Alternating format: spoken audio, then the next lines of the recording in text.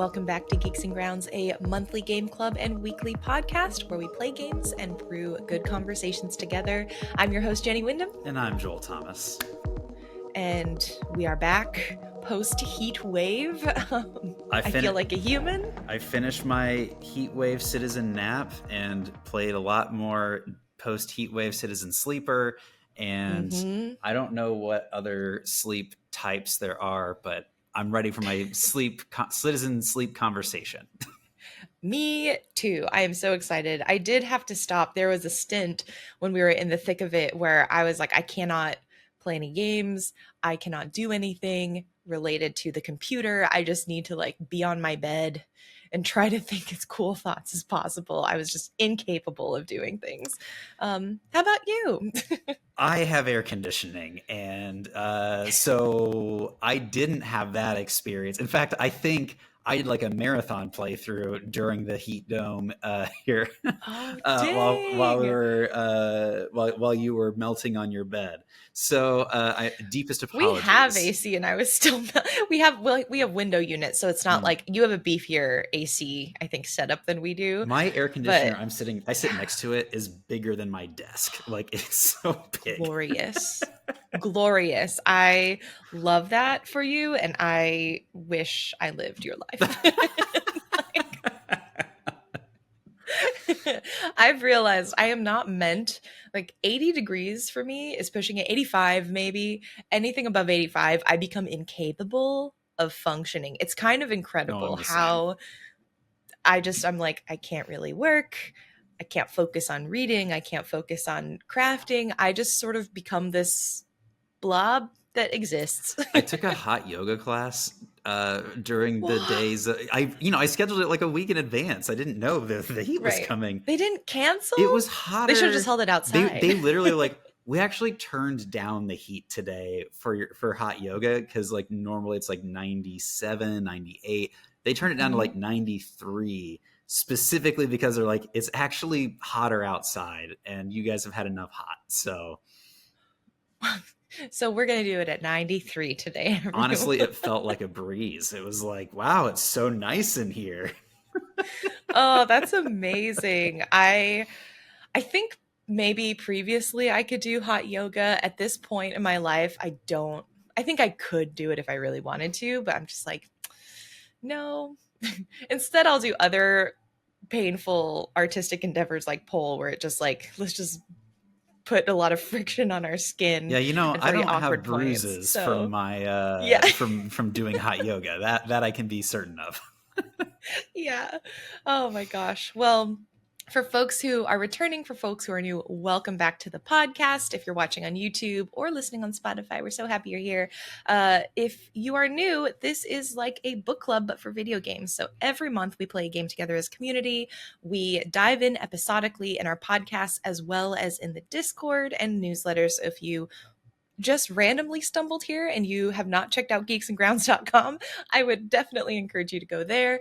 But if you are here and back and returning and excited for more Citizen Sleeper, welcome. We are going to get into it today. I feel like so much happened in my playthrough. I'm sure that we are getting like a bunch of, I think they're called sleepyheads. The sleepyheads that are just like huge fans of the game. They're like, oh man, there's this podcast that's talking about Citizen Sleeper. Right. So to all you sleepyheads out there, welcome. You can find your pillows at geeksandgrounds.com. Yes, exactly. Before we get into our monthly brew, though, we always like to make a pit stop at the Pastry Case. This is our grab bag of topics, really just from the industry, the game industry specifically, what we've been engaging with just in terms of other media that's been giving us either delight or maybe we didn't enjoy it, but just stuff that we've been engaging with. So I posed a question to Joel because I saw a couple tweets, as one does, if you are cursed like me and must exist on Twitter in some capacity for work or just to stay connected to folks. But I saw a tweet that got me thinking. This is from, and I'll link it in the show notes that come with the newsletter. This comes from Ryan T. Brown, who is a mutual of mine, and responding to some Gamepass pricing tier changes. We'll go into what those are because I think that is an important element of discussing this. But his tweet that got me digging into this even more says, Game Pass has irreversibly damaged the industry by altering customer behavior to what is mentally treated like not having to pay for games, the Spotify effect. It has eroded value perception of games, pushed towards play length as value, destroyed ownership, all for nothing. This is pretty big. Has some big statements. There is a lot to dig into with this, and so I thought we should take some time because frankly, I can see sort of both pros and cons for Game Pass, and I would love to dive into both of those. And as we do so, if you in the community are so inspired, let us know in the comments or in Discord your thoughts on Game Pass as well, because I think that's what interests me the most is also what you all think and where you sort of sit as you're thinking about this, or if you're still just kind of like, I'm taking in information and I'm absorbing it. So really quickly, because one of the first things I noticed, Ryan mentions the Spotify effect.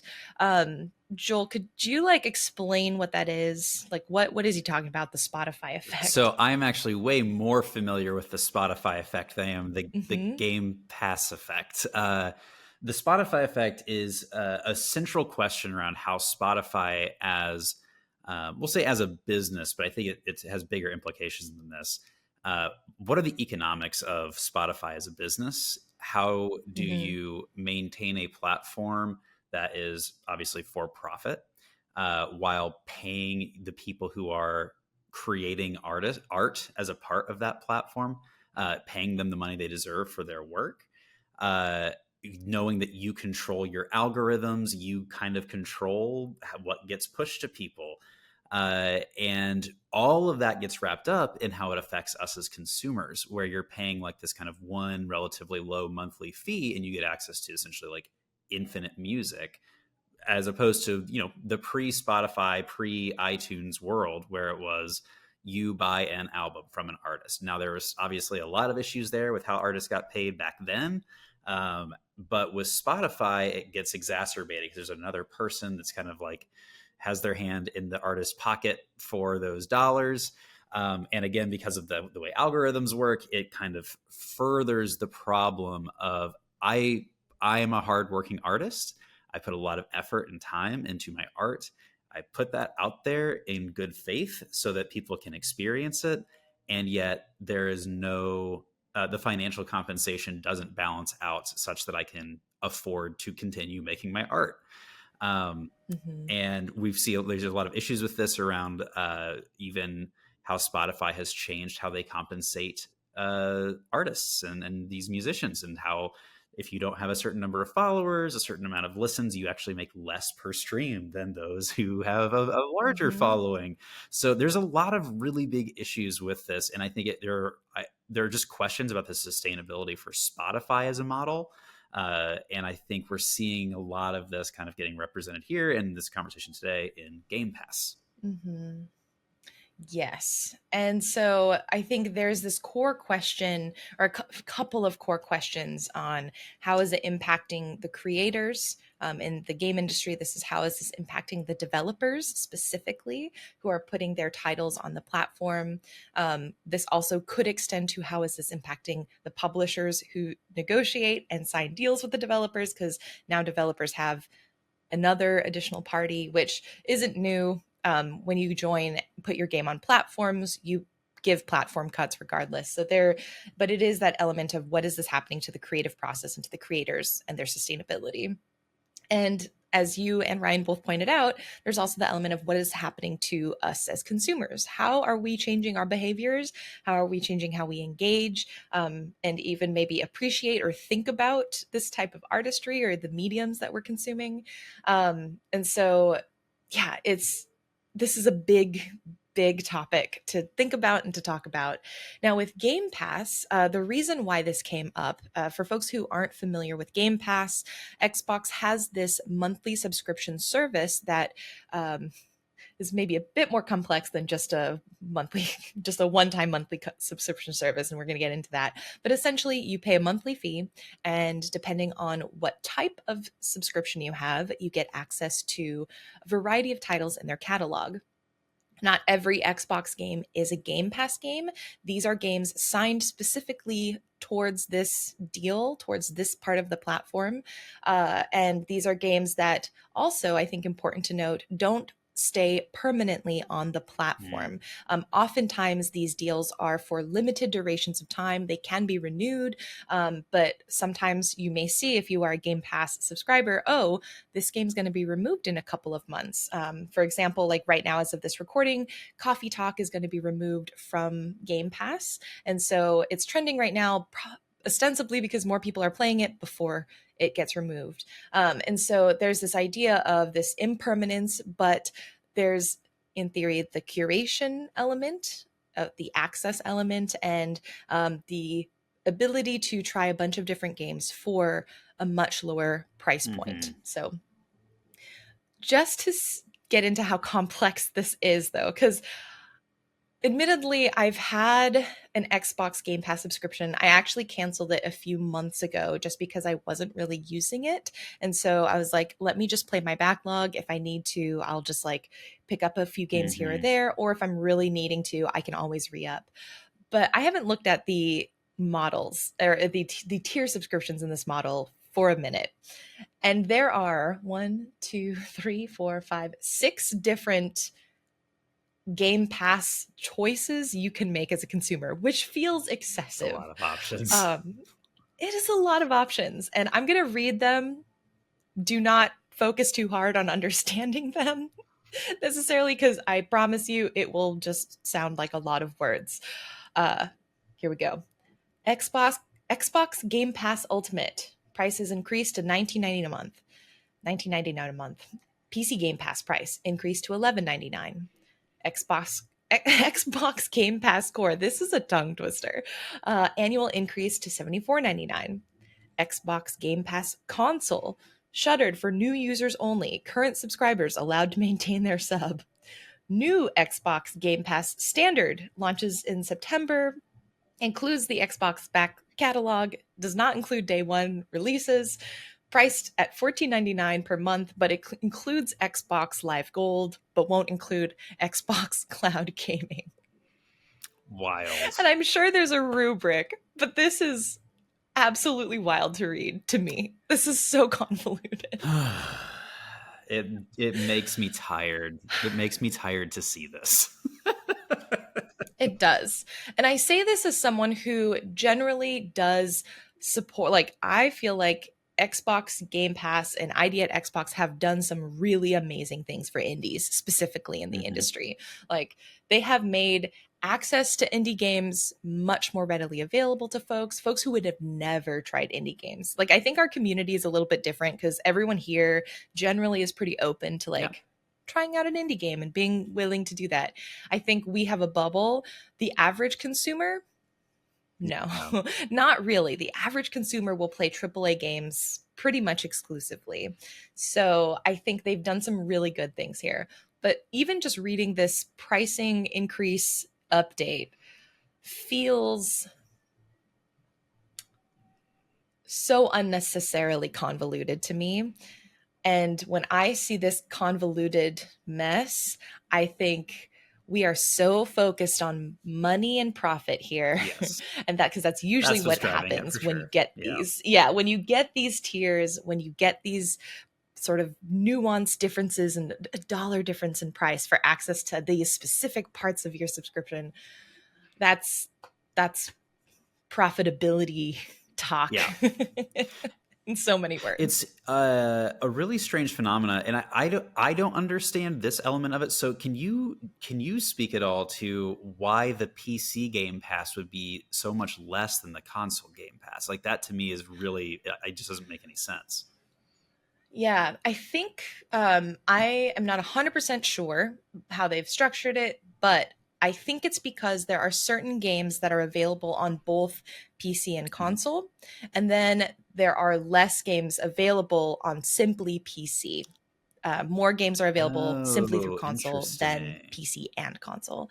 So I think there's an element of, okay, maybe there is slightly less access because you are not getting of the console specific Hmm. titles that are available. That is fascinating. I So hadn't thought about it like that. Okay. yes. Yeah. So I think that is probably the difference.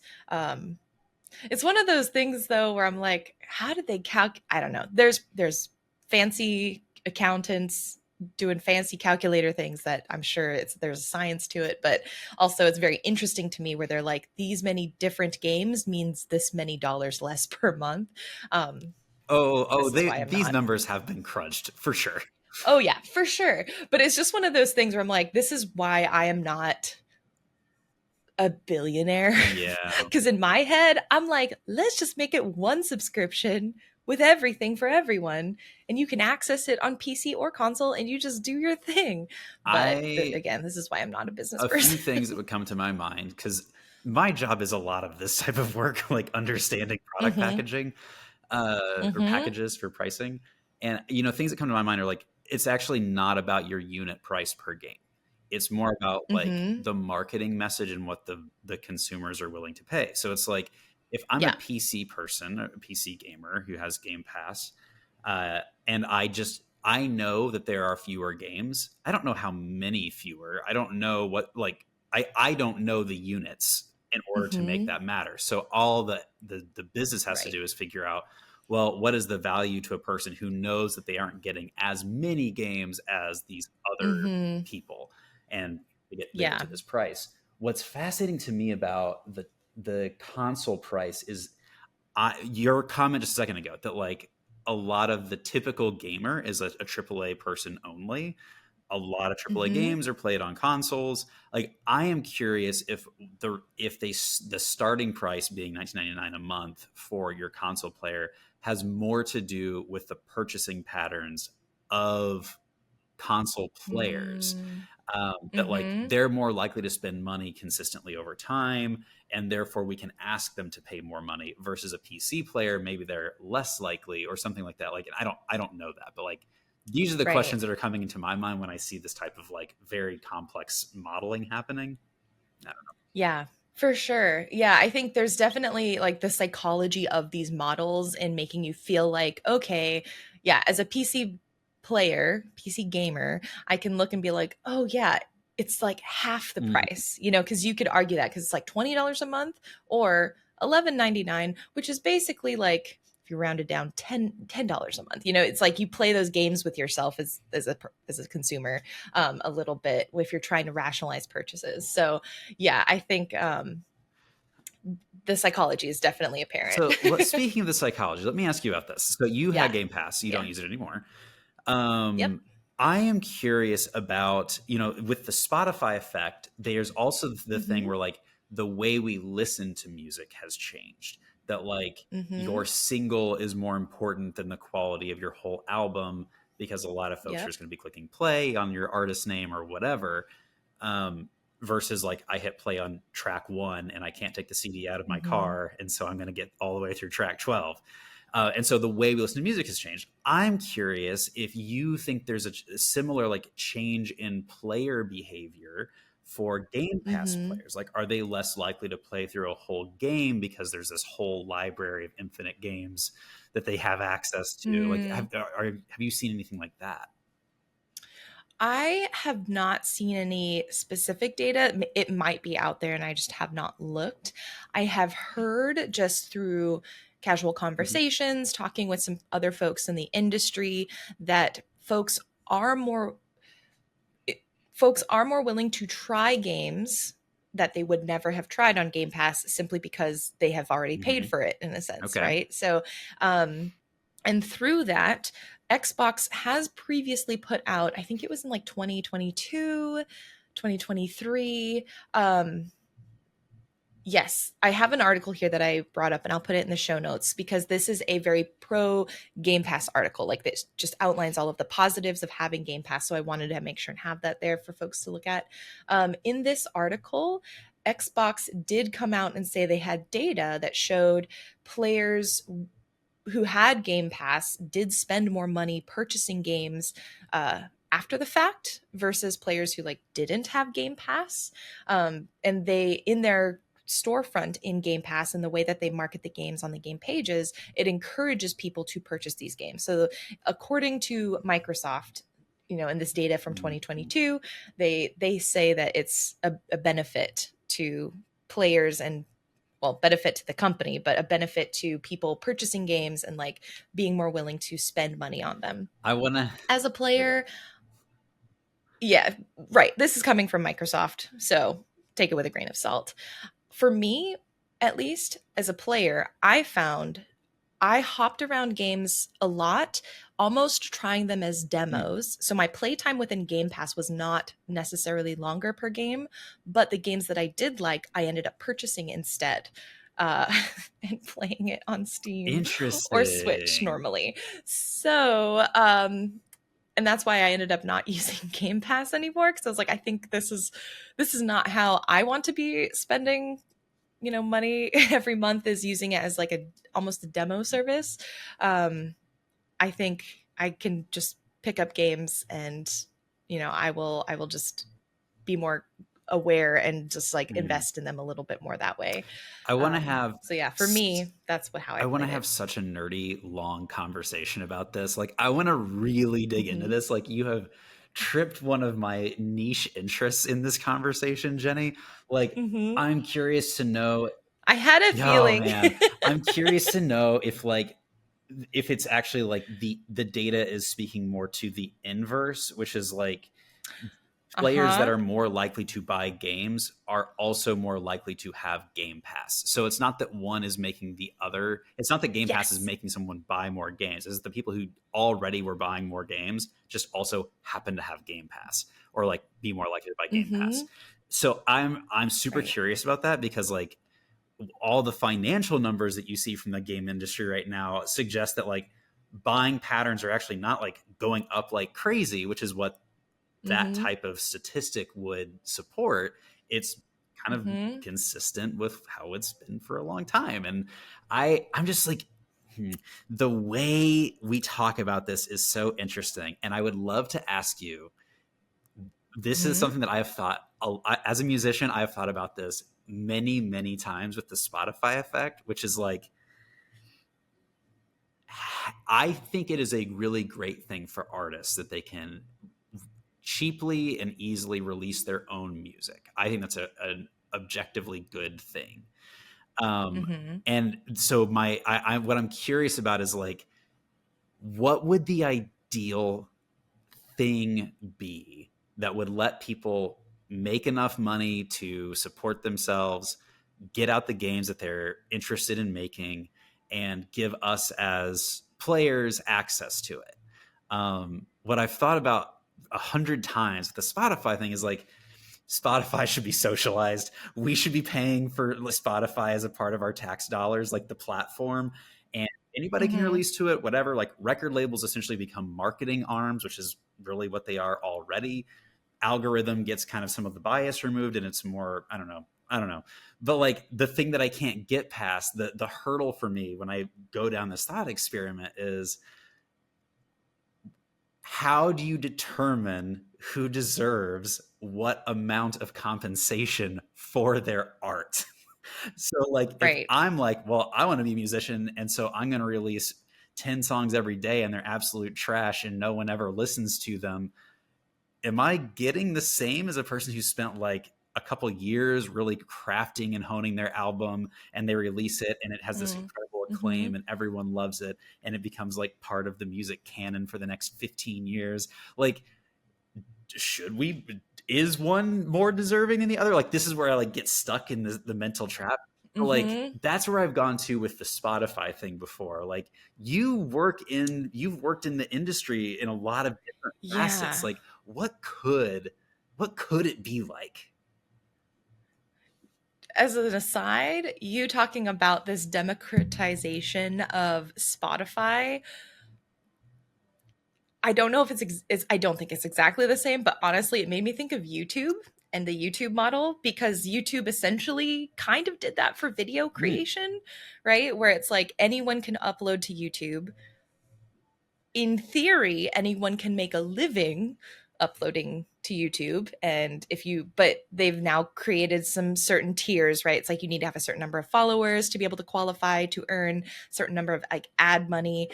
You have to earn a certain amount of ad money before it actually dispenses out to you, because they don't, you know, you have to like earn $100 before they like send you a check, something like that. So I feel like YouTube has, in a sense, kind of taken ideas from Mm-hmm. like, or not taken your idea No, because you, but like the idea touches on what YouTube sort of does. um I honestly, I do not know, because even outside of the Game Pass model, the game industry has so many structural issues wrong with it.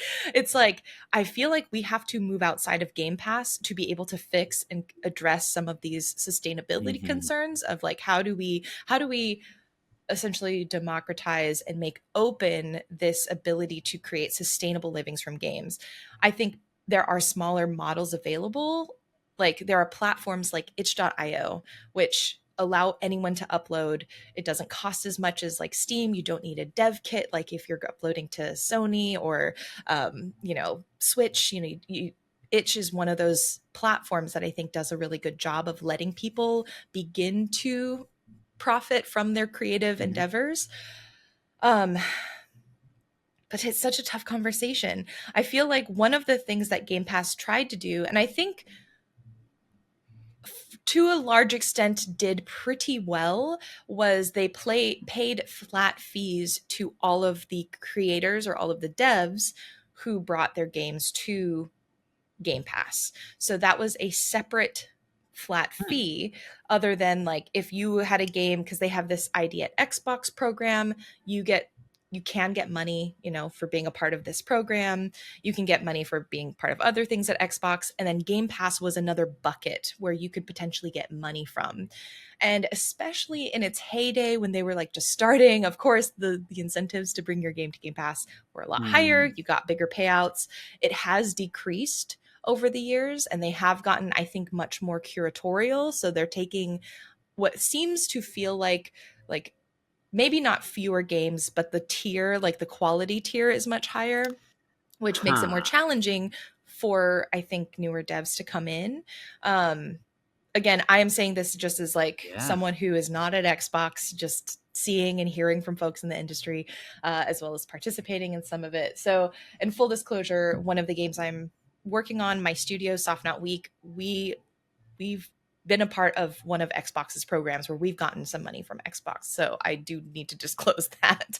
And we've gotten funding from them. But it's like, I think this flat fee model only can work for a certain period of time before it seems to kind of cannibalize itself in a way, especially with how corporations run and how the corporation mentality uses them. As long as the business requires ever growing profits, Mm-hmm. I don't know how any of these types of streaming models, the economics of them Right. work long term, Right. which is really scary when you think about like how much work goes into creating a product that like most people only ever experience digitally, and there's no like physical ownership of things, which is something that this article also That's a brings up. whole Like different, yeah. there's a Oh. lot here that it's like it I almost I think part of the problem, and when I think about like how do you live as an artist and like make enough Mm-hmm. money from your art that it's sustainable, like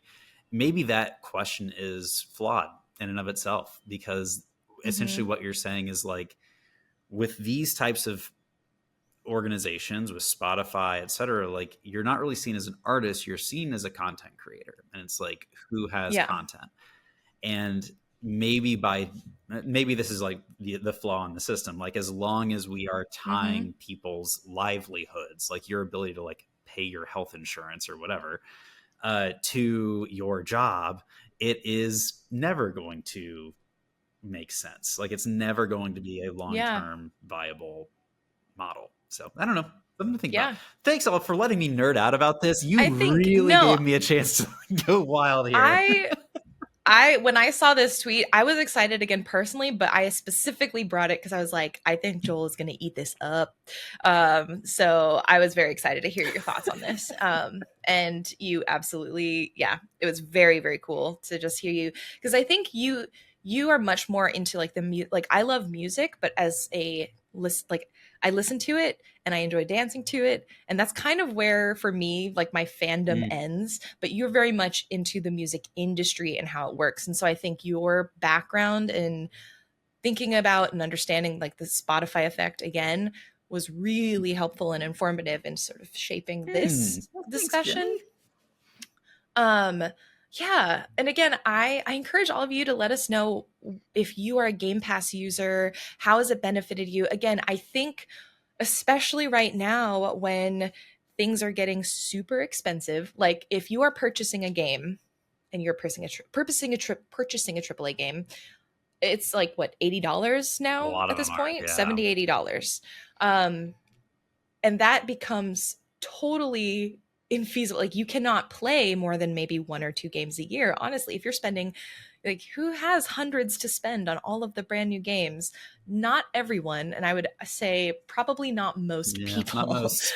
um, not most. And so I think there is something to this idea of having a model that allows people to access more games. Because again, a lot of these games may not have seen the success that they have without Game Pass. And I think that's important because Game Pass does have the ability to reach people like a huge audience, the Microsoft audience, ginormous, their ecosystem outside of games. Like if you're on Game Pass, you get these blurbs that are like, join Game Pass when you buy a laptop, and you put up the start menu and you see Game Pass there and you see the games Mhm. featured. Like it goes beyond just like what we see, I think, in our industry bubble. And so I don't want to discount again the work that they've done, but I do think that, like you said, this model isn't as sustainable as they hope it is.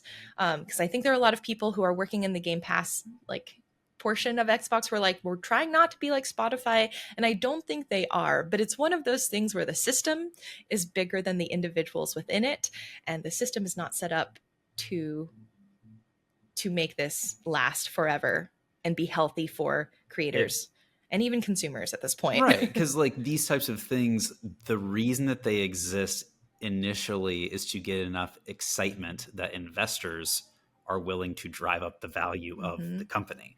So Yeah, that is, the Netflix yeah, problem. that's exactly it. It's the Netflix problem. So I don't know. I guess I didn't respond to this question myself when I asked it to you, but like the thing Hmm. about like listening to a single versus an album or playing a chunk of a game versus a whole game, I uh, I am very much a person that when a new album gets released, I will listen to it front to back several times.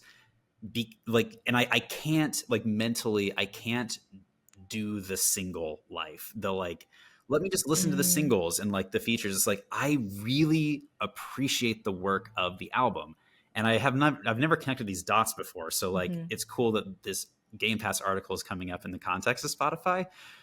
So it's interesting because like with video games, I'm very much like a video game monogamist. I gotta start like at the beginning of the game, I play all the way through it, and then I will play the Mm-hmm. next game.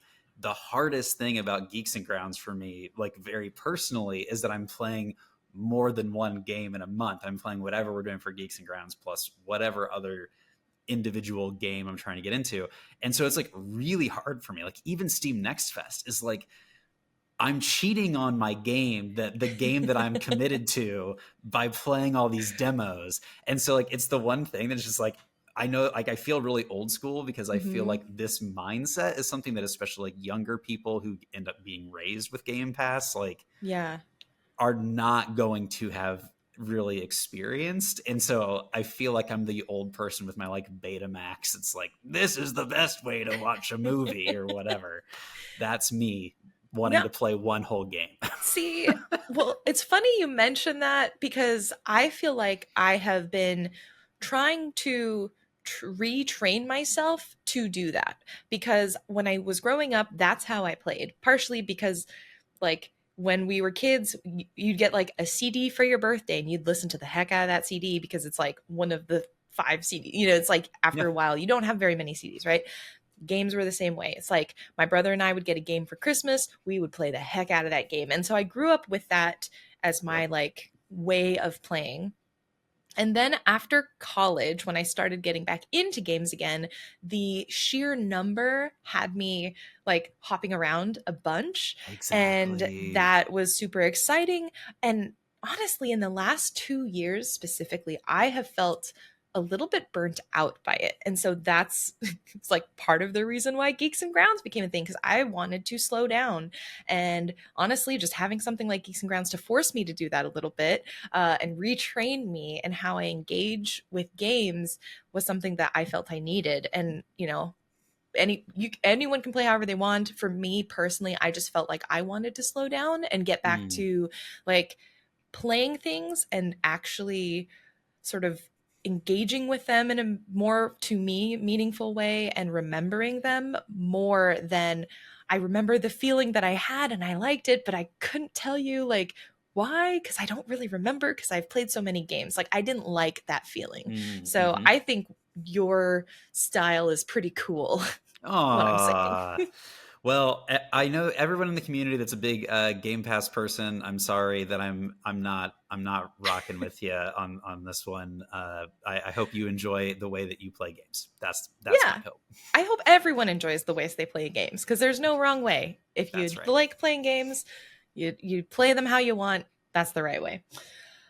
So that is it for our main topic. Just really quickly, what have you? Are you still on the Elden Ring train? Have you You beaten the know, DLC at this point? not even close. What I have remembered in the last week is how to play Souls-like games Mm-hmm. or Souls games. So very very much enjoying it. I'm on the like what are the cool spells and weapons that I'm seeing online game, and Mm-hmm. just like going to get those. I fought one boss. I've been playing for hours and hours. I fought one boss. So there's that. Did watch the Netflix documentary series Dancing for the Devil about these Mm. TikTok dancers that get coerced into joining this cult. Uh, Pretty interesting. Also, there is something else happening behind the scenes with some of these families. I feel certain of it, and but they don't talk about it at all in the documentary. So Yep. It is a very like I watched it a couple of weeks ago and it is very one perspective, I would say. mm. It's very solid in what perspective it is. So It's like, do you remember when what was the serial podcast where it's like yes. you get a couple episodes in and then it's like you something gets uncovered and you're like, oh wait a second, he might be guilty of this, and it's like that shoe never drops in this where you're like, Mm-hmm. wait a second, there's something kind of broken here with these existing families and we're not hearing about it, and it's just, I don't know, Yeah. maybe it's good and I hope I'm not besmirching people, but it just felt like there's more to this story that's not being told. Well, I think that's just something in the way that Netflix specifically does their documentary work. I think that could be a whole other conversation that we have, honestly, because there have been a lot of, I think, really generally, and I'm not saying for this documentary specifically, but just Netflix and the way they produce documentaries is very ethically questionable a lot of times. And so I Oh, feel like yeah, like some of the stuff that they've done with their documentaries is like I'm very interested into seeing what happens next with them. But yeah, I watched Dancing for the Devil as well. I mean, it was one of those binge watches for me on a plane. Like, it's mm. exactly the kind of thing I like to watch when I'm traveling because I can fall asleep and wake up and kind of know what's happening still. Yeah, But yeah, it's also, it's like sort of fluffy enough where I can let my brain go a little bit when I watch it. it's funny because like as we were talking about this before, you kind of have tangential connections to some of Mm-hmm. these folks. Mm-hmm. For me, I have very strong connections to the cult side of this thing, where it's just like Mm-hmm. the messages that they are hearing that are obviously very manipulative. It's like, oh no, I was raised hearing that on a weekly basis, and it's Yeah. just like the slight tweak in how that message is being used is the only real difference, but the message was the same. Mm-hmm. So that was like, there was like some weird connection points for that for Yeah. me. Wow. And I'll just get rapid fire the last few things. Sky, Children of Light. I saw you did a video on Yay. this, so hopped into that. Got through the first area. It's just such a beautiful experience. I didn't realize it was the Journey folks that did that. Yep. So, Yeah. No, remember when I think I mentioned to you when I was at PAX East this year, I met with them, and it was partially because they were like, hey, you're working on this video for us. Do you want to just like have dinner? And so I was like, yes. That's amazing. Like, y'all are my dream studio. Like, what? So, yeah. Absolutely beautiful, gorgeous soundtrack. Yep. It's just, it's gorgeous. I did watch the Furiosa movie from the Mad Max saga. I had a lot of fun with it. I don't know. I thought it was a fun one. I liked it a lot. Yeah, I really It's a Mad Max movie. Yeah, I mean, and Fury Road I thought was great. So I'm really digging this. And then I blazed through The Sunlit Man by Brandon Sanderson. One of the better standalone books I've read in the fantasy genre in a long time. So would recommend that one if you're a Sanderson head. Yeah, I need to, you mentioning it makes me remember that I need to go back, because I mentioned to you, I started it.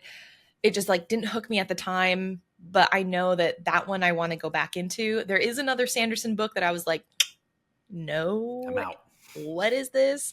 And I finished it. I should have said I'm out. In my head, I said I'm out, and I kept reading because I was like, surely there is a twist, and there wasn't, and it was really disappointing. So, wah, wah. But I'm really happy to hear that this is not the case.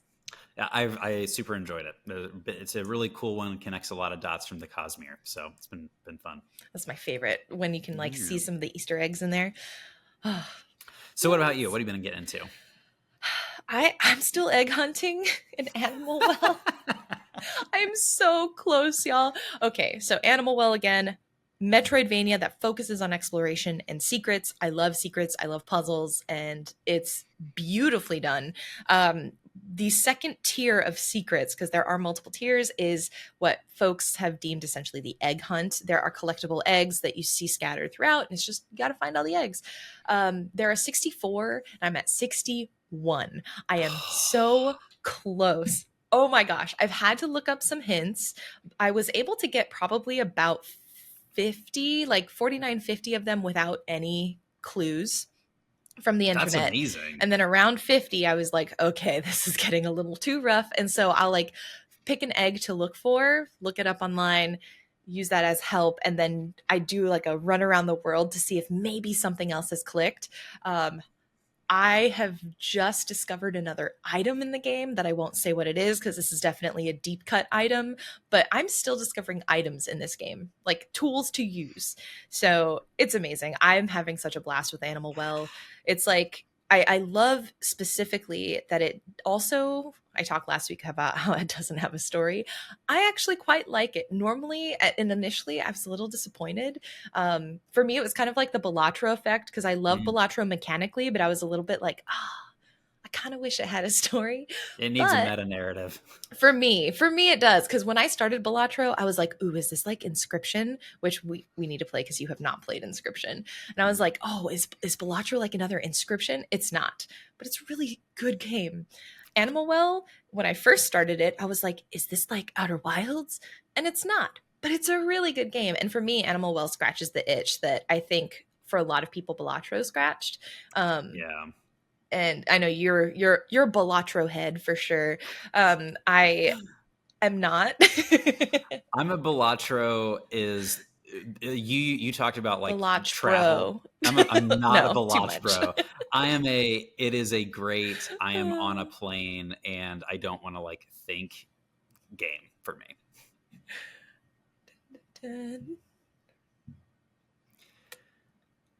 Oh, hold on. There we go. Sorry, you froze for a second. Could you say the last thing you said?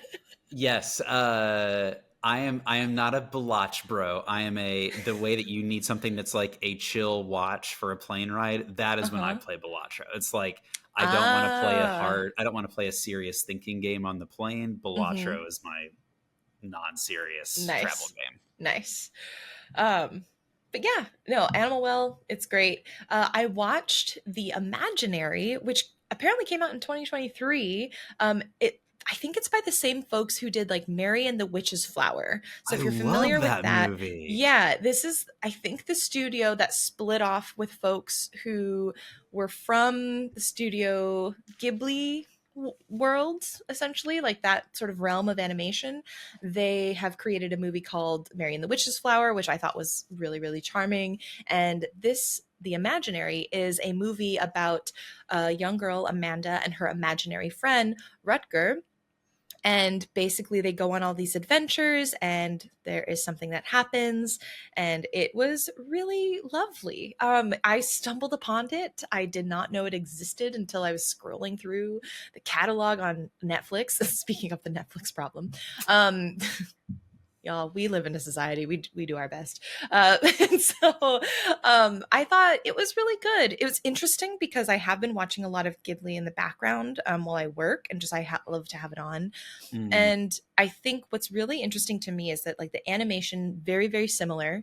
The story themes are also quite similar, but you can definitely tell the storytelling devices that they like to use are different. Some of the narrative paths that they like to take are a little bit different. Like with Miyazaki's, like his thumbprint specifically for me is stillness.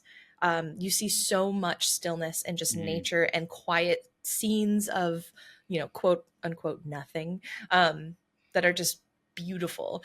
And I personally really love that. And I know The Imaginary and Mary and the Witch's Flower, they feel much more like maybe conventional stories or conventional kids movies where there is a bit more Oh, action. There isn't like as much pause given. And so I think if you're going into The Imaginary thinking it's going to be like a one-to-one Ghibli like, um visually yes, storytelling wise it is different. So yeah. that's yeah. I did see that Suzume also hit Netflix recently, and shout out to Suzume. I Yeah. love that movie. If y'all haven't Mhm. seen that one, God, that was good. Yeah. Oh my gosh. So yeah, and then I'm still working on the book that I mentioned last week, Welcome to the Hanamdong Bookshop. Charming, cozy. It's just like a very pleasant slice of life read, and Mm, I'm really liking it so far. love. Yeah. So, just to close out the pastry case, we have another week of very good releases. July 16th was the day last week that was just like every game was coming out July 16th. This is a bit more spread out, thankfully. This week, July 17th through the 23rd, one of, I think, both of our highly anticipated games, Bo Path of the Teal Lotus. Yes, it's coming out on PlayStation, Xbox, Switch, and PC on the 17th. So excited. Metroidvania with like yokai, very spirited away, sort of bathhouse. I think it looks like you're exploring like this Yes. folktale world, Japanese folktale. We've got Dungeons of Hinterberg, and I think it's pronounced Schim on the 18th. Dungeons of Hinterberg is kind of like a dungeon crawler meets social sim, where you're taking a vacation in a fictional fantasy Alps. Schim is a platforming-esque game where you're like a shadow jumping into shadows. There was a demo Cool. out, and I think it may still be out. Um, Shout out to Flintlock: The Siege of Dawn, which is coming out on the 18th as well. This is a Kepler title. I put it in because I was working on it, so shout out to the team at Kepler. Very action Souls tangential game, about defeating the gods with gunpowder and guns. um, Broken Lens and Cataclysmo are both coming out on the 22nd. Broken Lens is one of those search and find games. Is that what you call it? Where you have like two different sort of pictures. They both look almost identical, and you got to find the difference. So that's if you love something peaceful where you just look for differences in pictures. Broken Lens is very, very cute. And Cataclysmo, which is I think sort of like a fortress, what is it called, tower defense. It's like a sort of very minimalistic dark tower defense. That's coming out on early access on the 22nd. So very good range of games for pretty much every taste. We got some cozy, some more action, a little bit darkness. So if you have any questions about the pastry case, whether it's our discussion on Xbox Game Pass and the Spotify effect, what we've been engaging with, or the releases this week, just email me at jenny@geeksandgrounds.com. And now let's turn to this month's brew. Life on the Eye. Life on the Eye. Before we hop in, I was wondering, one of the things that you had mentioned last week Mm-hmm. was kind of a conversation around punk as a word, cyberpunk, and some of the themes around that. I was wondering if there was something that you wanted to kind of anchor us in before we hop into kind of the specifics of this chapter for today. Yeah, well, I think very loosely, I was thinking about just cyberpunk in general as a genre because this game, I would say, fits within Mhm. that category. And then when I was actually looking up, just kind of like, oh, what's sort of the I don't want to say discourse around cyberpunk, but what are some of the discussions people are having currently about cyberpunk? I realized I was like, okay, what does like can we break down the word and what it even means and sort of where the originating intent was? Because I Mhm. realized I have a very present understanding of cyberpunk. But I was like, what did it maybe originally strive to be? What did it originally mean? And so, cyberpunk, if you break it in half, you got the cyber, which is the science fiction, the computer technology element, and then punk. And I think punk as a word and as a subculture is super fascinating. It originated, I did have to look this up. According to Wikipedia, it emerged in like the 70s, the 1970s, in the UK and in New York City.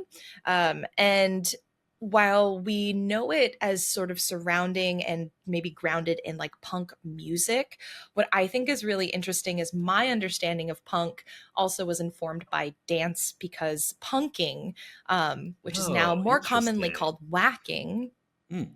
was drew from part of this culture because punking as a dance style originated in like 1970s like gay disco Mm. culture.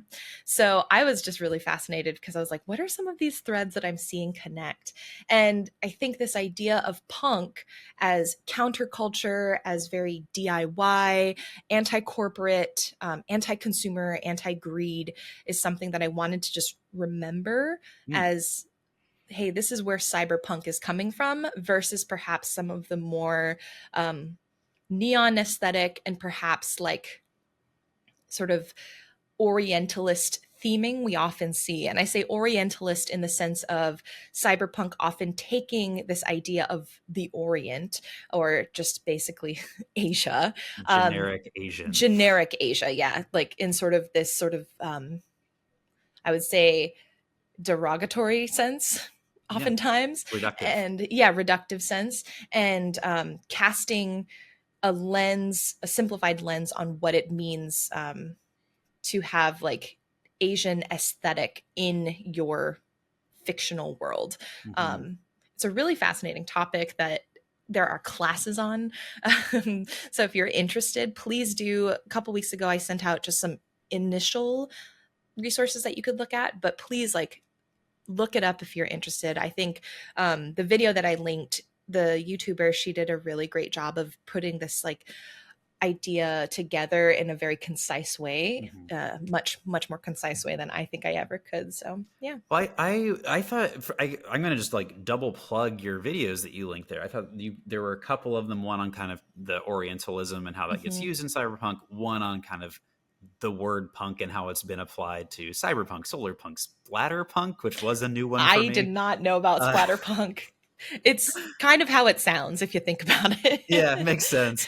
But it was really fascinating because they talked about how it's hard to separate the indicators of punk Hmm. from what punk kind of is. And the Right. idea that I think they quoted like the person who maybe coined the term as a part of putting together a magazine back in the 70s, Hmm. that punk was a word that had been used for decades and decades by Hmm. cops in media, and like Yes. you punk, and like, Clint Eastwood, like you feeling lucky punk or whatever. Hmm. And so they needed a word that kind of was the embodiment of counterculture. Yeah. And so in that way, it's felt very reactionary. But what's fascinating is in a lot of these worlds, the dominant power structures that we have today that punk is Mm-hmm. speaking against really are kind of still there in whatever this fantasy or like alternate world is. Right. But what I struggle with is like, are the characters we are playing punk, or is the world we are in Mm-hmm. punk?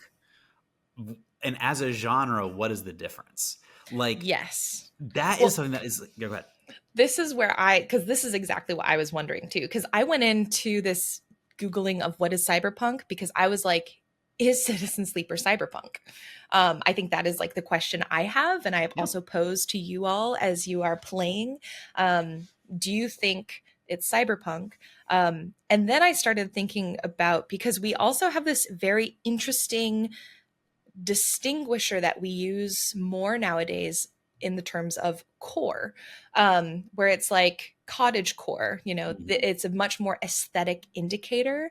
And so I was thinking, like, is this cyberpunk, or maybe would we consider something like Citizen Sleeper cybercore, where it's drawing on aesthetics versus maybe embedded within this sort of the pillars of punk, this anti corporate, anti like more resistance based culture. Yeah. So I thought it was just really interesting for me. And I'd be very curious to know what you think, Joel, and also what everyone in the community thinks. Yeah, I am as well. I hope this is something we get to dig into in our monthly chat this week as well. Yeah. Like, because I was thinking about Blade Runner, I think is a perfect example of a movie that has this paradox. Mm-hmm. Because Blade Runner, number one, does lean into techno Orientalism in some Yep. pretty big ways. Uh, Number two, is a world where you are seeing the if you take the logic of today's world to its natural conclusion, where really corporations are your government, Mm-hmm. that is the world you are in. Mm-hmm. The main character supports that world, though. He's a cop. Like he's a cop that essentially works for a corporation, and Mm-hmm. so he might become punk-ish because he has to go on the run from this organization that he works for, but it's not ideological, right? Like he's not a punk. It's Right. almost like the message of Blade Runner is a punk message, though, because it's Mm-hmm. a very like, hey y'all, this thing that we have where corporations are getting more and more power, this is what that looks like in the future. And so from like a genre perspective, I would say, yeah, like Blade Runner is cyberpunk because it is Mm-hmm. drawing attention to like in a counterculture way today's the way today's structures lead to kind of this dystopian future and why we need to push against it. So like the Mm-hmm. message is punk in that way. What's interesting in Citizen Sleeper is I feel like we have the inverse, where you still are seeing like, okay, this is what it's like when like you have a ship and the ship has, it sounds like at some point in the history been taken over by the people and it is Mm-hmm. kind of owned by the people, and we're going to get into some of that today. Yep.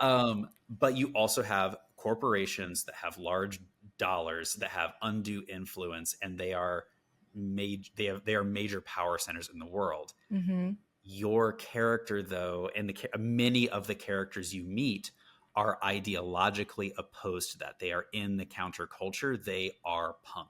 And so it's Mm-hmm. kind of the inverse of that Blade Runner thing. And so like I'm just like this, I'm so glad that you raised this question and linked these videos, because it's Mm-hmm. really sent my mind spinning in terms of like punk message versus of a story versus punk as a setting versus punk as a character, and like all the different ways those intersect.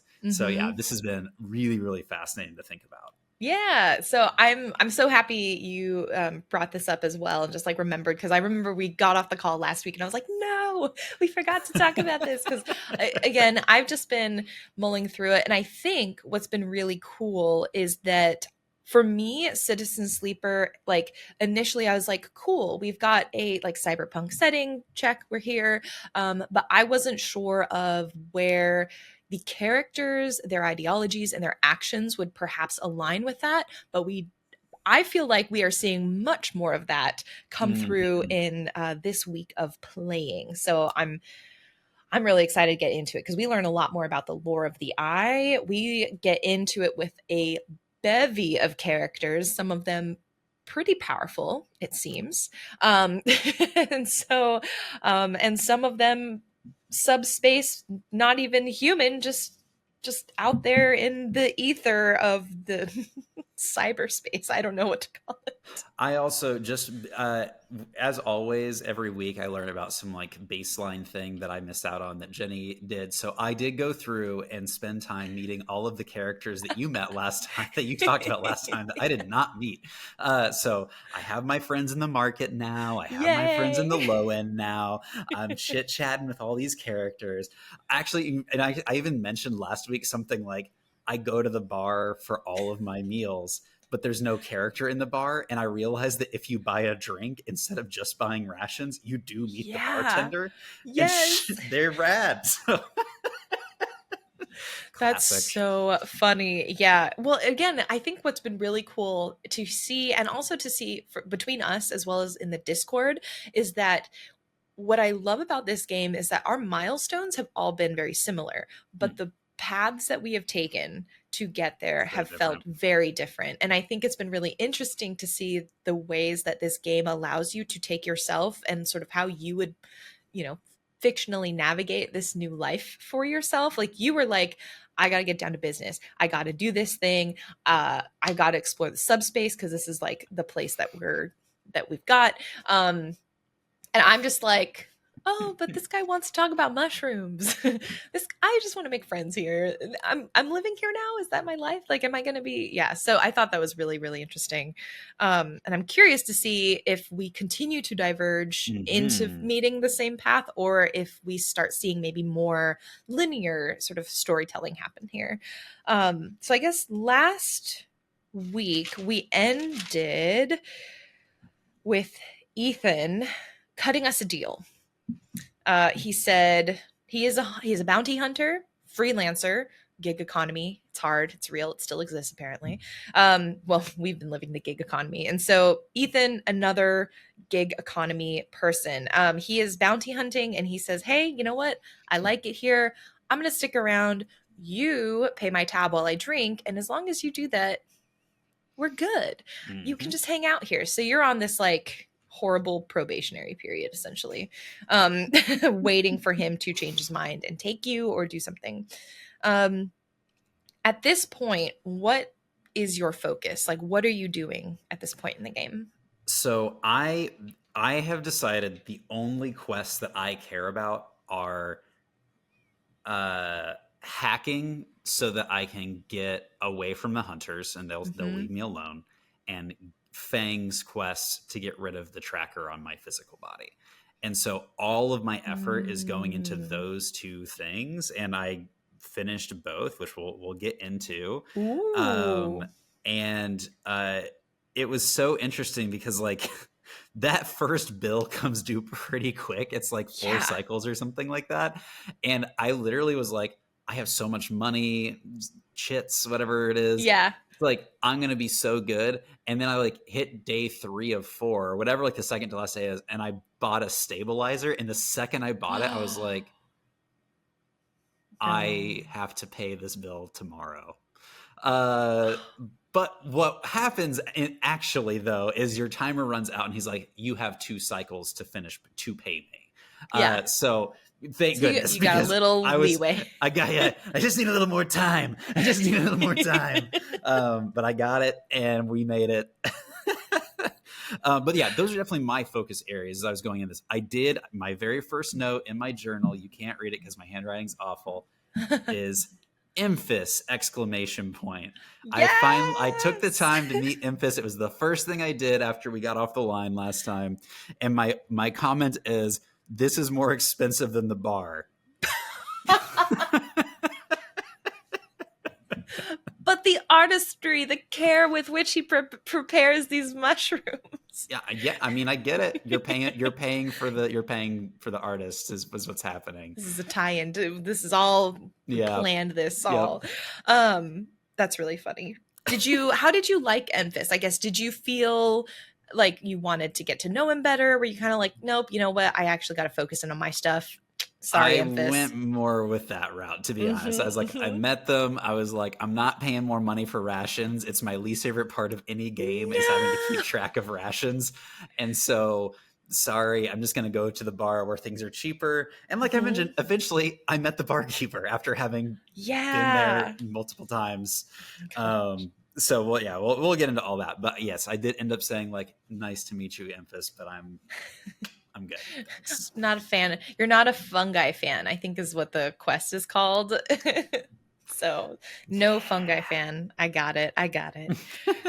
What are you focusing on? So like we know that we have to Oh pay this man. bill, but like last time we Mhm. talked, it sounded like you were really stretching yourself thin between all of the different side I quests. can't help So myself. Oh my god, my drive, like, because they call your side quest your drives, which I think is kind of funny because it's like the human drive, but also like a hard oh drive. You know, there's like a yeah, little bit of wordplay there. that's good. Yeah. So I'm playing this primarily on the Steam Deck, and I swear the drives are like down the screen. Like the number of things that I have started for myself, I don't like looking at it because it feels personally attacking. Um, so in my head, I was like, okay, Ethan wants money. We don't really know how much of a tab he's going to rack up. So I need to try not to spend anything, um, unlike others I know. And so I saved my money. I had, I think, like 150-ish chits, cryo, whatever we're calling them. So I felt like that should be enough. Like you can't drink that much, right? And so I was like, hopefully this is enough money to get us through.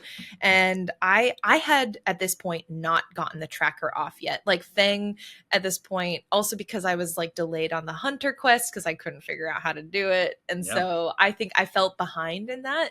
And I felt nervous because I was like, well, maybe if I get the tracker off, is Ethan gonna be able to like get me to pay up? Can I just like sneak away? And so my goal at this point was to mostly try and narrow down what I wanted to do. Mhm. And unfortunately, instead of doing that, I added another drive. I think it's on Ankita, Kita, yes. stranded merc. Um, so Ankita has a ship called the Ambergris or the Ambergris, and it needs a ship mind, which is a very expensive piece of equipment. This is like equivalent to like needing an engine. I think the ship Mhm. mind is much more, it's like got the ship's maps and like all of the other tech, but this is like a critical piece of a ship.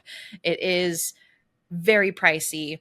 And what I found really interesting about Ankita though is that I believe it's she comments on how odd it is that everyone here is like out for a buck, and that it was very strange that I was like willing to stop and talk and just kind of like not ask for anything.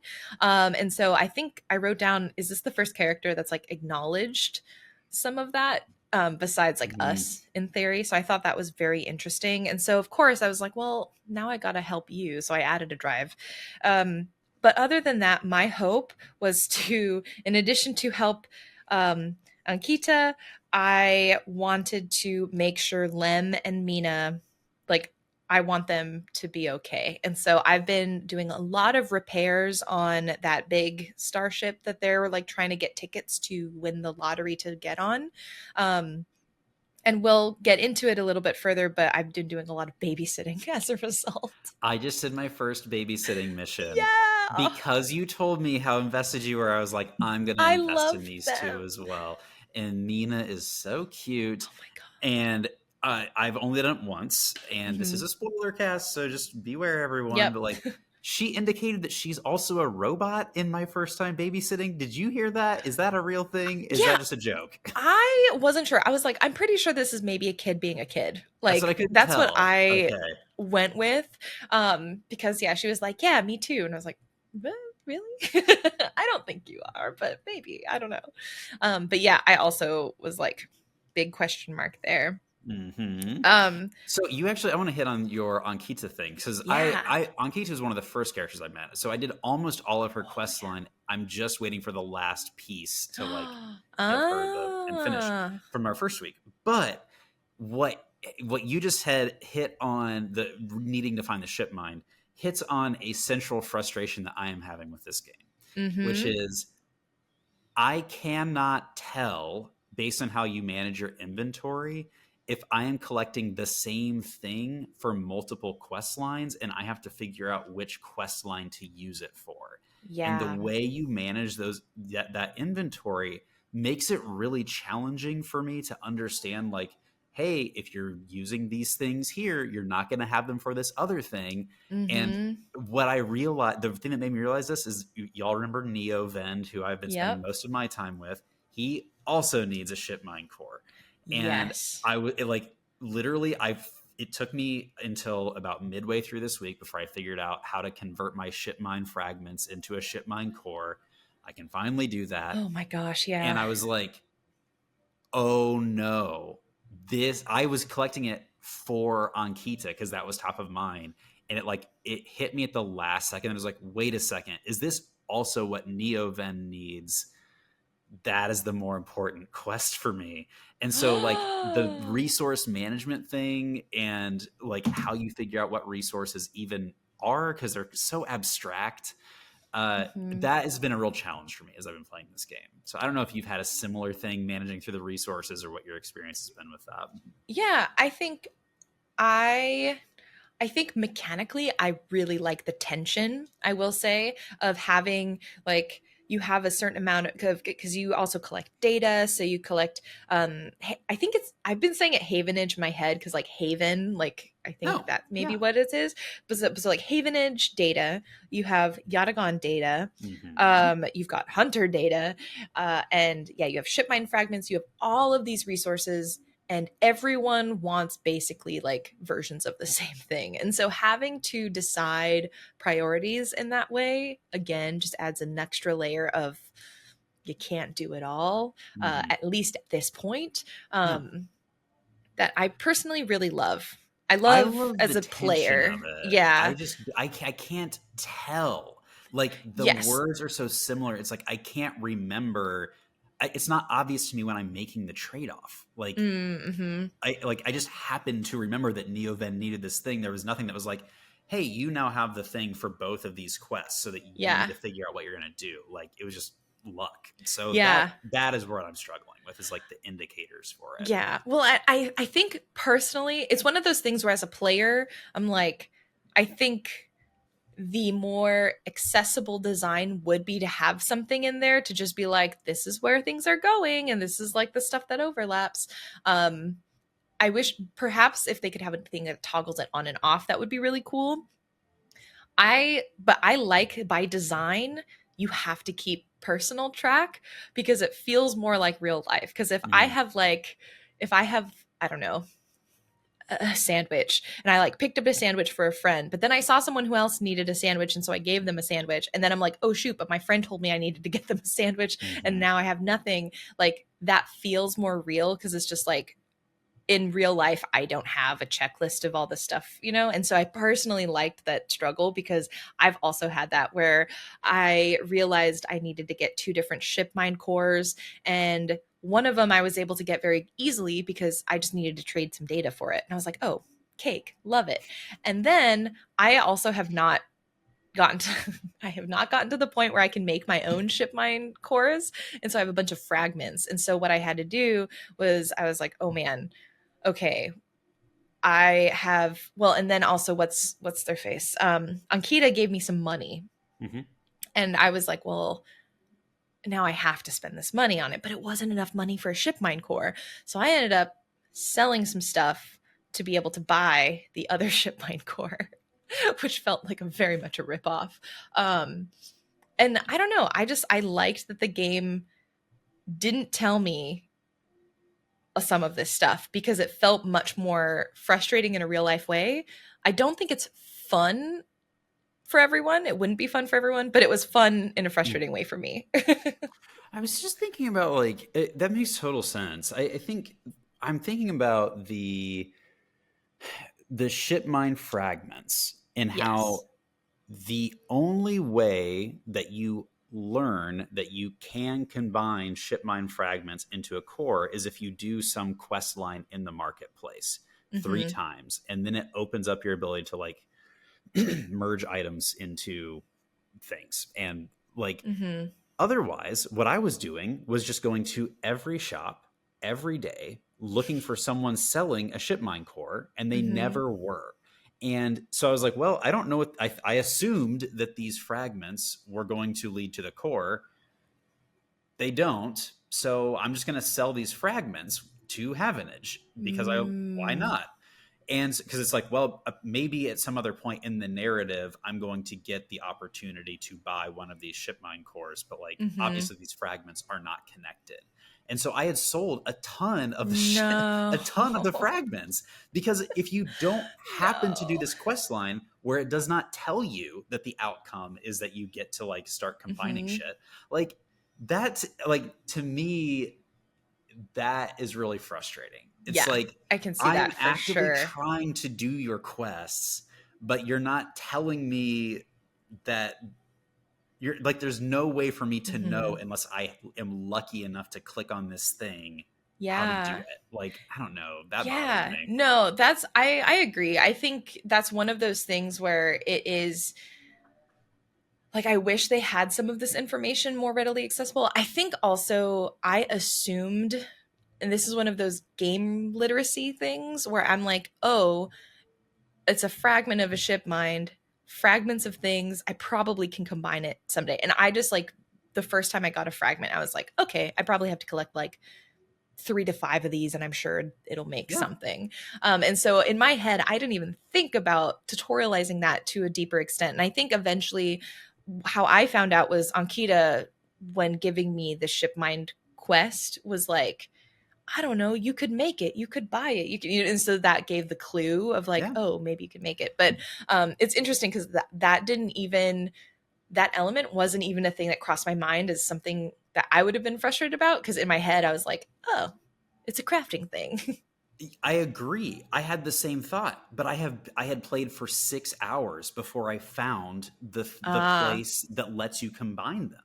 And the most frustrating thing is that place is available on your second cycle. So I could have been combining these things all along, but because my days mm, were running out with these other things, I didn't even explore this part of the ship mm-hmm. to know. And Yeah. it's just like, I don't know. It'd be like if there was nothing in Breath of the Wild that told you could cook, and you're just like, well, I guess I just use the fires to sleep at night. I don't do anything Yeah. else with them.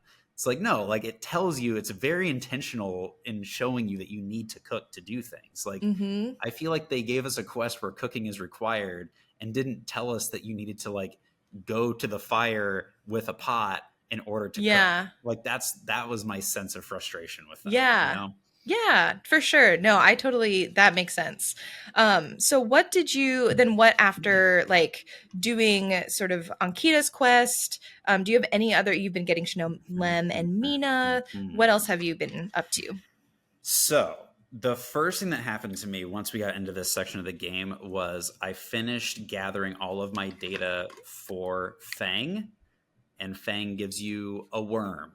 And you can, I thought when I gave Fang all this data, Fang was going to pull my tracker off. That's Right. not what happens. You get more to do.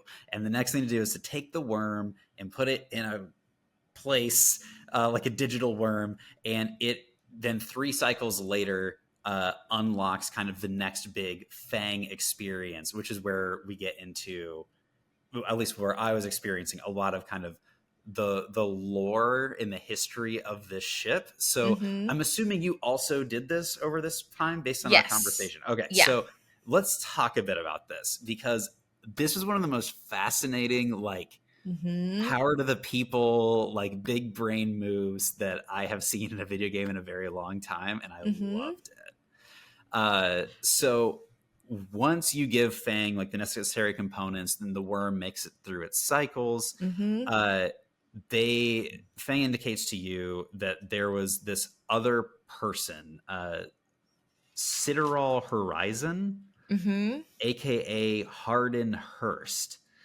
and that essentially back in the old days, it sounds like Solheim maybe used to run this ship, Yeah. and it was like an oligarchy. It was very exploitative. There Mm-hmm. were what Fang describes as riots. And basically, Fang finds out that this higher up in the organization is still on the ship and is going under this new name, and they're gonna like Mm-hmm. bust him and bring him in. Which, Mm-hmm. first of all, like suggests that there is a mechanism for holding people that were exploitative to account. And like my little heart sang when that idea Mm-hmm. was brought up. So then you like there's the big confrontation. But was there anything like before we talk about like the confrontation, like things that stood out to you as you were like learning more about this history? Um, yeah, with the history, I think what's really interesting to me is that Solheim is this as a corporation, um, obviously not great, doesn't seem to have control in this part of space, or at least at this station anymore. But I think what's really interesting is there still is like S and ARP still seems to have like tendrils that come out to play every once in a while. And Mm-hmm. so I think what's really interesting is even though the people have risen up, they still are like, they're so close to that not being the case, or sort of like reversing at any point in time if like some of these other corporations were to come back into their neck of the woods, so to speak. And so I think the precipice that I feel like this whole eye station is on became much more clear in this conversation, and really interesting to me because again, we haven't gotten this lore before. And so this is the first time we're really hearing about how recent a lot of this history is. Like it's Fang's parents who were part of rebuilding the eye into what it is today. Like Fang's one generation away from this revolution essentially. So it's a very recent history, which also makes me feel like it can be quite volatile, Mm-hmm. because this is also something that hasn't been like their institutions haven't been around for a super long time. um, I think I'm still suspicious of the Havenage. I still think that there is, and we will find out more, especially as we get to know Hardin specifically. But there's something about them that I'm just like, they say that they're for the people and they're doing administrative stuff, but I feel like they have the potential to do much worse in the future. Yeah. And I don't know, I'm not down with it. And I'll stop there because we learned some more stuff that I'll get into later. But yeah, I'm curious about you, how you're feeling about this lore, and then moving into the next step, what you felt about Fang's quest. So, I thought this was really fascinating. So a couple things happen in this showdown that like really made me have like maybe deeper questions about this world we're living in. Like Mm-hmm. basically you go to confront them, and there's this Hardin line, specifically, yeah, right? to go Yeah. find Hardin. And Fang says something like, call security, this man is a corporate agent. And it's like, this is interesting. Does this indicate that what like security, whatever, like this almost like police maybe type Mm-hmm. presence, are they somehow actively working on behalf of the people? Like, is there a mechanism in place to stop corporations on this ship? Which obviously, like, as we all know, cops work for the money of the world.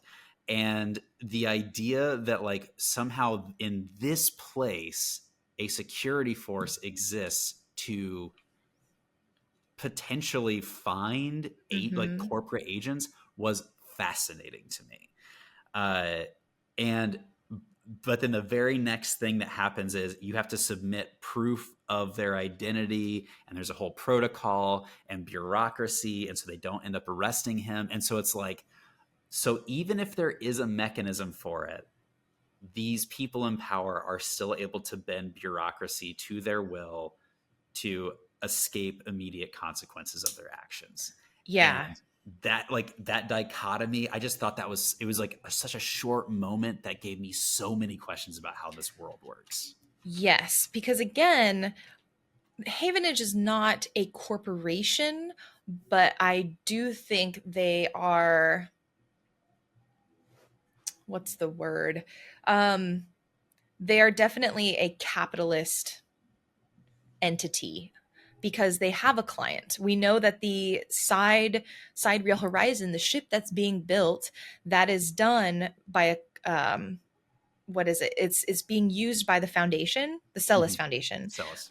which is a client of the Havenage. So it's like they are a for-profit entity, like to my understanding. And so for me, I'm like, maybe they're not a megacorp like SNR, but they have set them up with the structure to potentially move into that direction.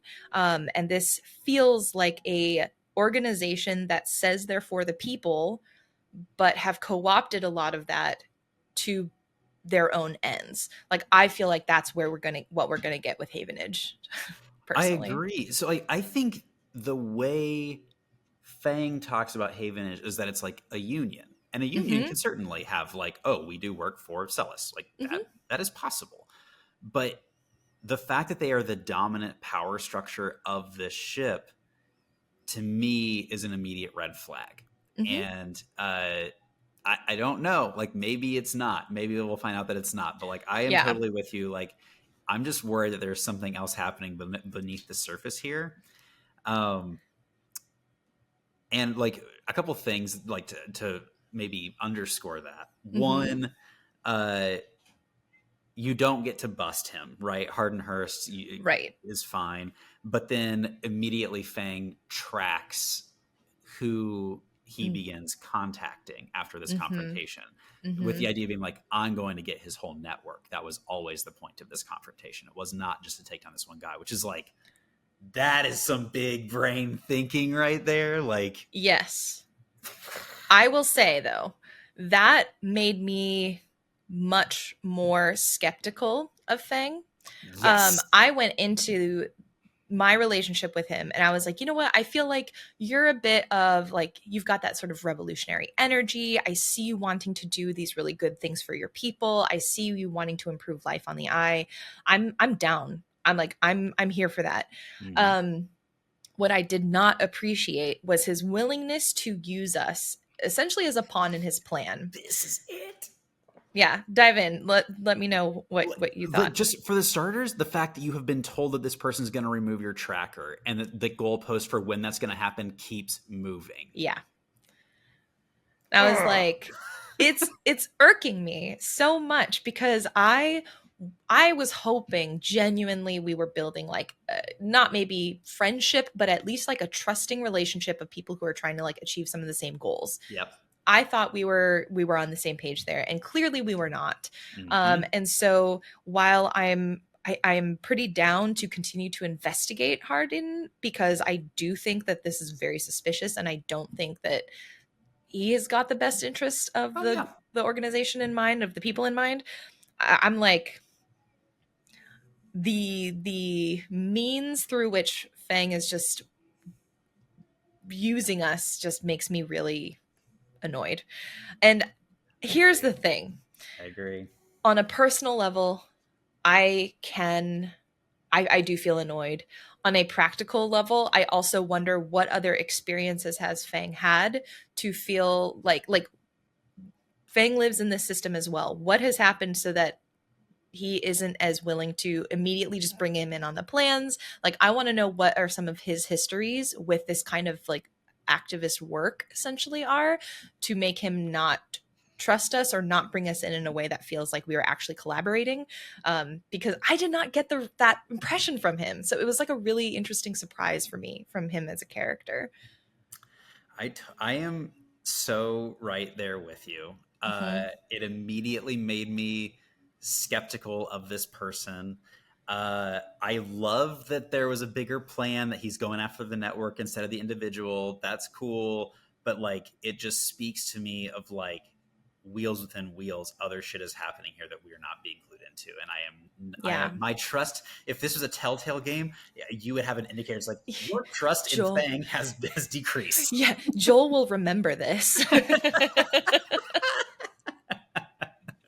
Yes, I'm gonna add to that, Mm-hmm. because right before this is when I finished my hacking quest for Neovend, and I got a little bit more about the Oh. lore of the world through that further makes me feel exploited.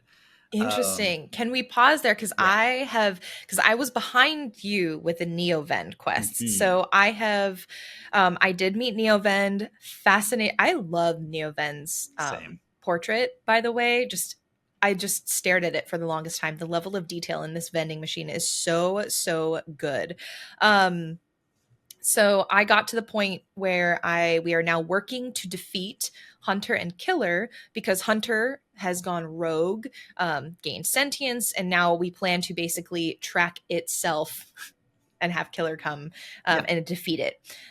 So I am now at the point where Neovend has uploaded their mind, Okay. their Yeah. Yeah. consciousness into the ship mind. Yeah. And Mhm. I have not been able to complete because I need to get what is it, the encrypted keys to get into like the nest essentially. Yeah. So that's where I'm at currently. So I have not yet finished this Okay. quest. So I won't spoil the quest then, but I will say, because I think this happens right when you get the ship mind. It's in my Hmm. notes. I just got the ship mind, going to infect the hunter so that Killer will go after the hunters. There is a line about sentient AI being illegal. Yes, I wrote that Okay. down too. And that sleepers are a corporate workaround for that law. Yes, a way of circumnavigating the illegality of sentient AI. So I literally, that happened right before my Fang experience. And so that's what Oh, further made me feel like this is just one more bastard dang. exploiting sleepers as a way to get what they are, get what they want. Yeah. And so this idea of like exploitation is just like a really critical theme in this game, I think. And it's Mm-hmm. like, it's one thing when it's, people just working together. It's someone that's giving you a steel crate to sleep in, and to thank them or whatever, you're helping them remove debris and junk or whatever, right? Like Right. there's that kind of like give and take that makes a lot of sense, and is like neither of these people has like a lot of power. You're just trying your best to survive. Yep. And then we are now seeing more and more ways with which I think you as the sleeper are being exploited to complete these tasks. Right.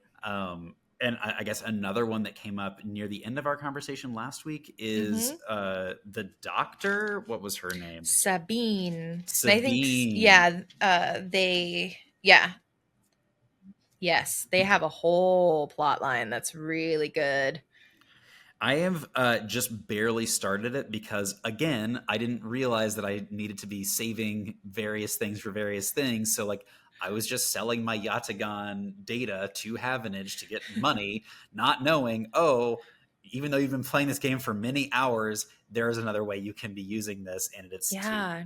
support Sabine in that quest. I'm really curious. And I know this game, the scope of it, like again, it's an indie, so it's not like the biggest game, but I'm curious if you selling so much data, like of the Yatagan data to the Havenage folks, for example, do you feel like, or have you noticed any interactions that they're like, yo, you've been doing this, you're not one of us, something like that?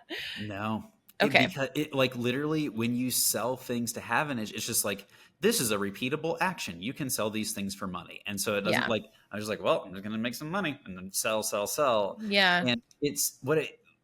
The thing that is what I'm thinking about right now is actually in Elden Ring. Mm-hmm. You can sell your items for what is it, souls, whatever it's called in Elden Ring. When you your currency in Elden Ring, but you get so little for it.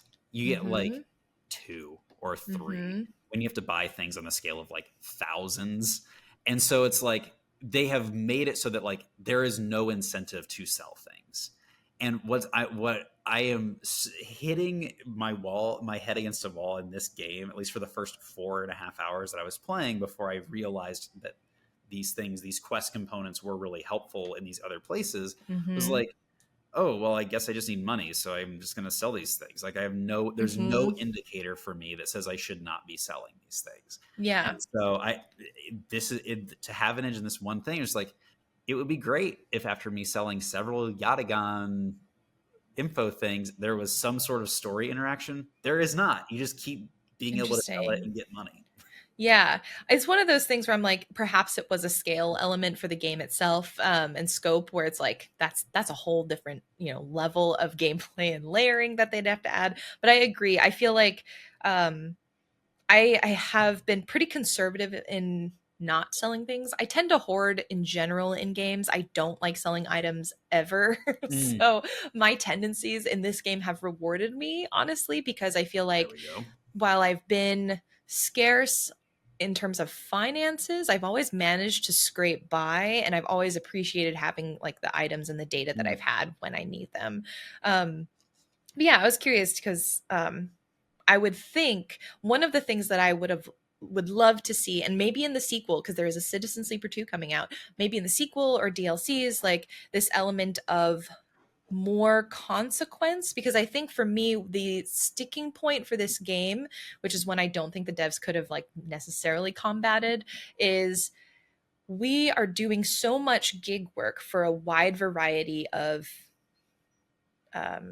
just agencies with all different, very different goals. And with how small the eye is, I would imagine that the folks associated with the Atagon probably would see us interacting with Havenage folks and vice versa. And I would feel like there should be some tension between where I am choosing to spend my time, in terms of like interactions and relationships and allegiances.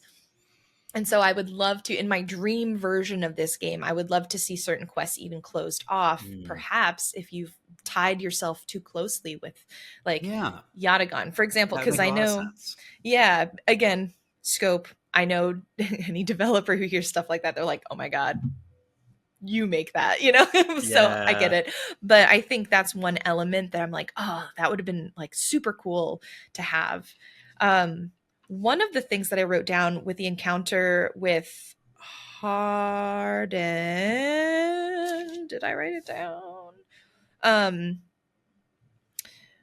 oh yes, Hardin said what, because one of the lore bits that I thought were also interesting is the relationships between these different organizations and entities that basically institute rule of law in the eye, because we've mostly hung out in the Havenage portion of town.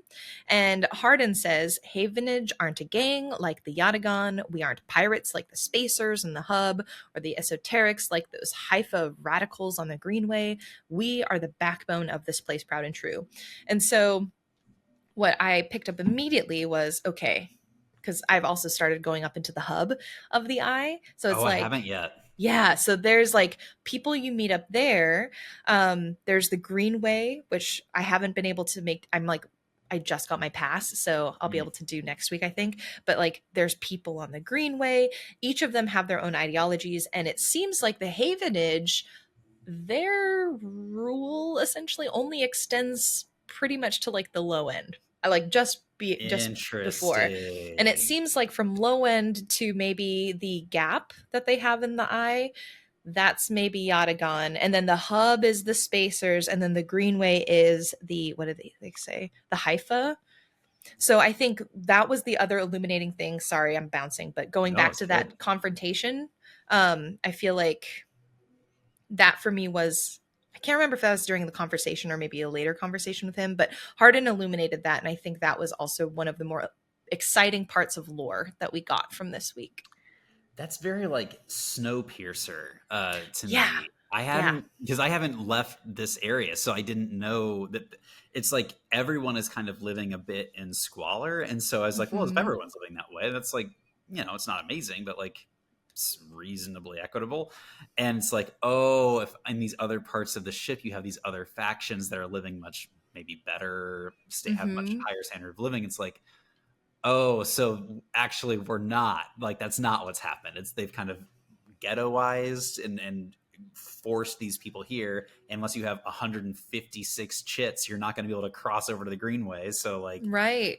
we're Which, yeah Yeah, and we don't know, like, because I actually haven't been to, like, I just got into the hub, and I have not been to the greenway. So maybe they are also living in more squalor and impoverished kind of situations, but like, it starts to beg the question of like, what is going on in these other parts of the eye? Oh, I haven't even thought about Oh this, my Jenny. That's great. gosh. Yeah. Um, let's see. Sorry, so we jumped a little bit. I want to go back to your question about sentience, humanity, Mm, how this game seems to be defining it, I think is really interesting because we've had a couple of conversations already, and in interactions with people, we've been treated as property, we've been treated as pawns, we've been treated as a laborer. What are some of your thoughts regarding just like what what people in this game perhaps consider human, and what mm. this maybe means for us as a sleeper? What's interesting, I because I finally decided to buy drinks at the bar and I finally found out that there is a bartender. When you meet the bartender, essentially, um, some rando that you don't get a name for starts picking a fight with you Mm-hmm. because you are a sleeper and you're kind of a robot body or whatever. And so it is like explicit discrimination, Mm-hmm. and the bartender puts a stop to it and kicks the Yep. person out. And so it's interesting because it's apart from our conversations with Ethan, which we'll get into, Mm-hmm. obviously. It's the only time that I have experienced any form of like discrimination within the people that I'm meeting because I am a sleeper. Mm. I'm not sure if you've had a similar experience to that, but it's like what's interesting with this is like anyone who needs something is very happy to use you to get it. Yes. And then you have people who don't have anything that they want from you. And this is one of the first interactions that I've had like that with a person that there's nothing on there's no list of things that they want from you. They just don't like you because of who you are and what Mm-hmm. you represent. And that to me is like a really interesting element that I'm curious to see how that continues to grow, especially as we go to these new parts of the ship. So that's been kind of my Mm-hmm. experience with it. But I don't know about you, like as you've been like seeing like the exploitation, the sentience, like what's been standing Mm-hmm. out? I think I think the most overt forms of just like absolute just vitriol have come from Ethan, and then this one random bar guy at the Overlook. Most of it has been more in the form of these like microaggressions, which is really interesting. So it's like the commenting, like Hardin, for example, he kind of makes a poke about how we're corporate entities, we're just property, and you have people in these conversations, both like kind of offhandedly as well as more explicitly towards you, just constantly referring to you as subhuman. Mm-hmm. And yeah, depending on what they need from you, that is either a seems to be a neutral.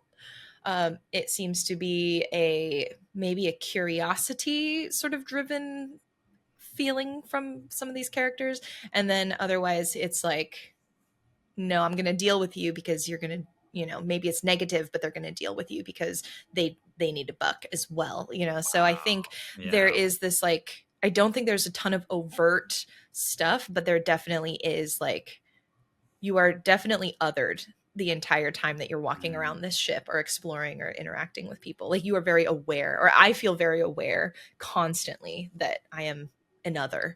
Like, I'm not just another person trying to make it, to a lot of these folks. So, Yeah. And what do you think that has to say, like the fact that you're experiencing these microaggressions, the fact people are very willing to exploit you and don't seem to feel bad about it? Like, mm. does that have something to say about like how they perceive your sentience? Like your sentience doesn't count in the same way theirs does. I think it's one of those things that isn't overt, like they're not spelling it out. Yep. But I think with some of these characters, perhaps, like, I think for some of Mm. them, they're like, you are a copy. There's this idea of like, you're not an actual, quote, actual human because you're just the copy of the human in this made up body. So, um, we're going to treat you like a person because you kind of look like one and you act like one, but you're not really one. And I Mm. think that the idea of like sort of passing in that sort of weird way sort of comes through a little bit. Um, I mean, where let's sorry, good. oh, where yeah, it's one that I feel like I haven't dug into a ton as I play, partially, which I think is by design. I don't even have the capacity to, because I am constantly honestly just worrying about surviving and wondering if I should buy stabilizer or if I can hold out, or if I Mm-hmm. should, or if I've bought stabilizer, maybe I should try and like squeeze another day or two. And so it's one of those things where I'm like, man, as I'm playing, I'm getting these vibes from people, I'm getting these side comments, and to an extent I'm like letting them wash over me like a duck, because I'm like, yeah, I get it, but also I'm trying to get these side quests done. And it's not until after I'm done playing and I've set the game down and I'm like writing in my journal trying to remember what happened, when I'm like, oh, dang, that was actually like not that cool, but in the moment I was just trying to survive. It's interesting because you are so human as a Mhm. sleeper.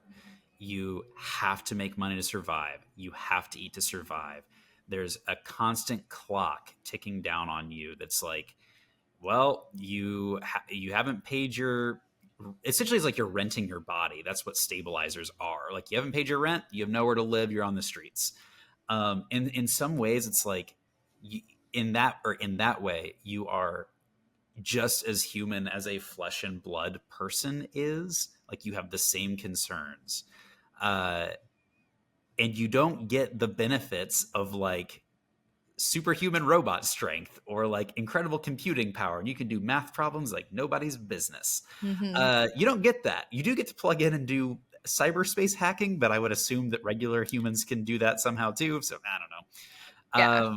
So they are almost forcing you to live a very Mhm. human life with human cycles and human needs.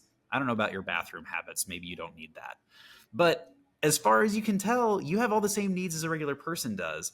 And they are Mhm. so forceful about you having those needs that it does prevent you from digging deep into some of the bigger questions.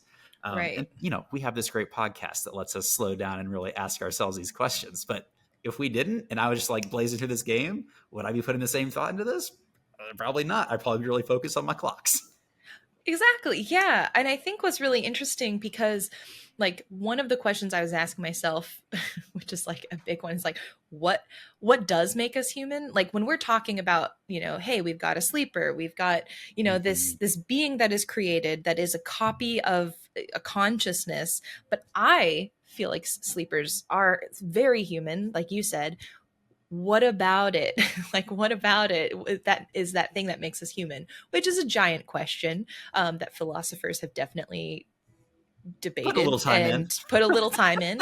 So it's not like we're going to answer it here, but I think one of the things that came through to me specifically is like, if I were a pure robot built and programmed and designed to do like a task, like just, hey, I'm a gig worker robot, I'm just going to do all of the work for everybody, that would be one thing. But we are like, I think what I love most about Lem and Mina is that they are probably the key to me in showing like, no, we're so much more than just like a copy of a sentient something, because we're spending time and like we're babysitting, or at least the way I'm playing, we're babysitting Mina. We've like invested ourselves in this family. We have a community of folks that like I care about, and I want to make sure that even aside from me, that they're okay. And Mm. this social component and this ability to like care about others and look for that companionship in others is, I think, non-humans have it too, but I think this is the element that like in terms of sleepers, just like it makes them more than just a robot or a copy and pasted, you know set of data that does things. So I think for Maybe. me, maybe, Maybe I still have a lot of maybe. questions about what's going on with these sleepers. I mean, true. And we still, like, for me at least, I have not been able to get rid of the tracker yet. So I still have a lot of data going, presumably, to S and ARP. Um, Mhm. but yeah, I think there's this aspect and this question of like what makes us human, what makes the sleeper perhaps not like human in a biological sense, but in a non-biological sense, like they don't have skin, like our avatars. Like I kind of forget sometimes when we play what we look like, and then I remind myself because I'll like go to the wiki and be like, oh yeah, we don't look, You look inhuman. yeah, we look like a robot, you Mhm. know. And so I have to actually remind myself when we play, like when we're playing, I'm not seeing myself. I need to see like the avatar that we picked because that's how these characters are looking at me. So that's something that also I forget when I play Mm. oftentimes, and I have to remind myself. I mean, if you spend, because I spend almost all of my time in the subspace, or I try to, I actually don't have Mm, that problem. I have not felt interesting. very skinful. Yeah. I don't like that word. Um, so, shall we talk about Ethan and his tab? Before, because Ethan is kind of, I think, more of the concluding element. We have not Mhm. talked about Sabine and their side quest. I'm wondering, how far did you get I have into that? because I have spent most of my Yatagan data. I have only given her one bit of Yatagan data, so I know Yeah. enough to know Yatagan bad. Uh, Deeply embedded bad people of Yatagan are throughout the area, and you should give Sabine data. That's about Yeah. what I know. Yeah. I think Sabine is they, them, I'm Oh, pretty okay. sure. But yes, I think Sabine, okay, then we will save Sabine for next time because there are some doozies that you Oh, learn snap. about Sabine. Um, and what was interesting is actually in the moment I learned about it and I was like, oh my gosh, but I thought about it and then my reaction actually changed from my gut reaction. So I'm very excited to talk about Sabine with you, but we'll save that for next week because I don't want to spoil that for So you. next week we will hit Sabine and Mm-hmm. Neovend and the big conclusions there. Yes. Um, I guess before we get to Ethan, any other side quests that you wanted to really get into? Shout out to Bun Bun the rabbit, Mina's rabbit that I met the Yes. first time I babysat. So shout Yeah. out. Super cute. Um, all right, so Ethan. Okay, can we start with this? The first time your Ethan clock runs out and you pay him. Mm-hmm. Okay, I don't know. Maybe you didn't pay him. I paid him. He gave me so much shit for paying him. Like, it made fun of me for it. Did that Yeah, happen to you? What's the it deal with that? it did. I genuinely was like, you know what, my dude, I will pay you, but like this has got to stop. And he was like, yeah, he just kind of ripped me a new one. He was so mean. I feel like he is so, again, I get it. We live in a society. He's doing what he can, but I feel like he's just so mean and manipulative. uh, It's just like, oh, you loser. I can't believe you're out here paying me your money and paying for my bar tab. It's like, you literally have a gun to my head. Like, yeah. what do you mean? Like, it's just what it's like when someone who has power and authority and lords it over other people and looks down on Mm-hmm. them. Like, Mm-hmm. it's just that. Like, it's pure cop behavior. But Yeah. it just is like, it's the incoherence of it that like really gets under my skin. It's just like, I'm not doing it because I'm uncool. I'm doing it because you have a gun to my head. Like, Right. Yeah, I'm trying to live, sir. So yeah, I am not a fan of Ethan. I did pay him. And then did you, I guess, because the clock then resets. I guess that's the thing about Ethan's clock. You pay the yeah, tab and then you have to come back yep. another 4 days later because he's just there drinking. When you go back to the bar the second time, for me, he was kind of like slumped over, not fully passed out on the Yep. bar, but he is definitely had too many drinks. He is out of it.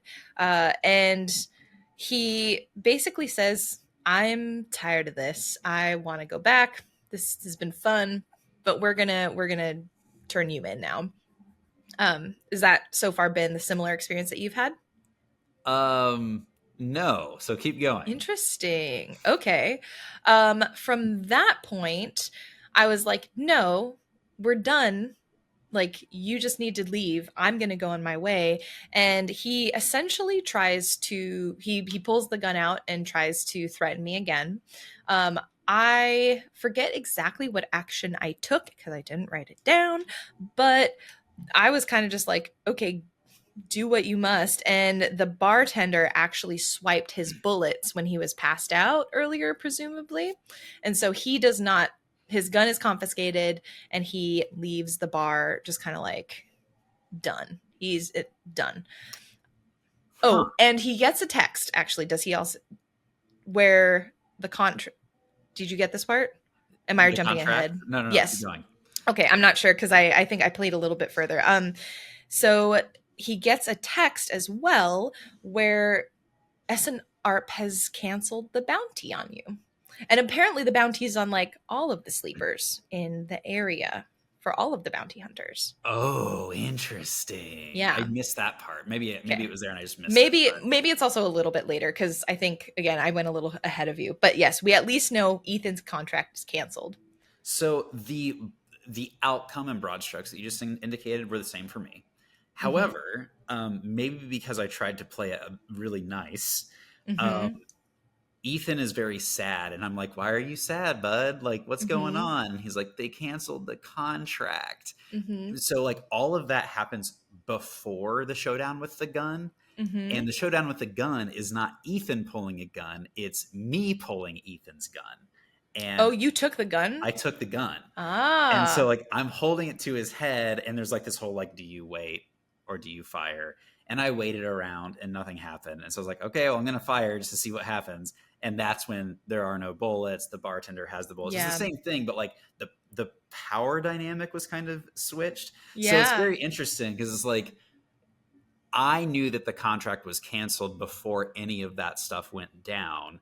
And Yeah. so it was like he It was might just have been for being me as well. I oh, might have okay, told it okay. out of order because my notes on that were pretty like I didn't do them in order. It is just really strange, like because he leaves the bar and like either he says it explicitly or you think it, but like the implication is Ethan is out to get you. You are now going instead of him being at this one place with a clock, you need to be looking out for him around every corner. Mm-hmm. And that's kind of like where this has been left for me. Mm-hmm. And I've now played several days past that and nothing else has happened, but I understand that other things should be happening. So at any moment now, Yes. I'm We'll stop. certain. Yeah, we'll stop there because I think in the playthrough guide, I said like finish out Ethan's tab. I thought the whole thing was called Ethan's tab into Maywick, which is what I wrote. I was like, finish Ethan's tab. You should be starting the Maywick clock. There's actually, I think it's called Ethan's Vengeance. So there, if you are playing and listening along, there is another clock happening before Maywick. So that's just a little clarification there. If you're just like, wait, I didn't get to this point. I played till after Ethan's Vengeance, but we will talk about that next week. So that Joel has a chance because there is a lot that you learn during that encounter. I'm pumped. Cannot wait. Yes. So again, with this next week, we're gonna play. You will at some point, and also this is kind of hard because it's like I think everyone's also maybe focusing on different quests, and so it's kind of hard to even know what the technical main quest is that's going to progress your story because there are so many quests going on at the same Yep. time. But the area that we will generally be in for next week's podcast is going to be finishing the Maywick quest. So there's going to be a Maywick clock that comes up. Generally, if you're around the area of finishing that clock, that should be good. Sounds um, great. So that is it. Again, thank you for listening. If you have not rated us on Spotify or iTunes or liked the video on YouTube, that always is really helpful. I've been super excited, just anecdotally, just on the side, because I think for whatever reason, the algorithms have been like, oh, we'll finally show this to other people who are into like these games and these kinds of Oh, discussions. the So sleepyheads are coming out, baby. exactly. So there are a pretty decent number of new folks, both in the Discord as well as subscribing to the newsletter. So welcome to everyone new. Again, it's been so nice to see you all emailing, saying hi, popping into the Discord, and just like immersing yourselves in the community already. It's been great. And I'm excited to, keep it going. We always do try to end with a benediction at the end of these episodes. So what I will say is, actually, instead of a benediction, you get life advice. If someone pays your tab at the bar, don't criticize them. Yeah, be nice. That's it. Bye. Yeah, we'll see you next time.